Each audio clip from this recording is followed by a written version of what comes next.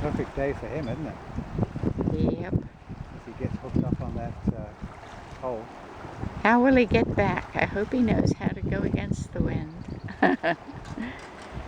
Here we are at Curry Hammock State Park. Way too windy for kayaking even, I think. Good for this guy.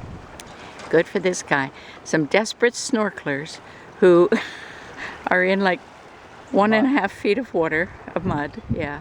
Desperate or else don't know what they're doing, yeah. We were out there before, but over by the rocks. Here he is, He's coming back.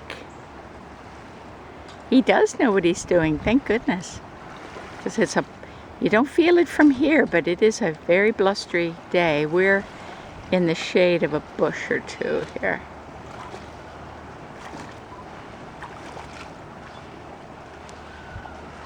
Very impressive.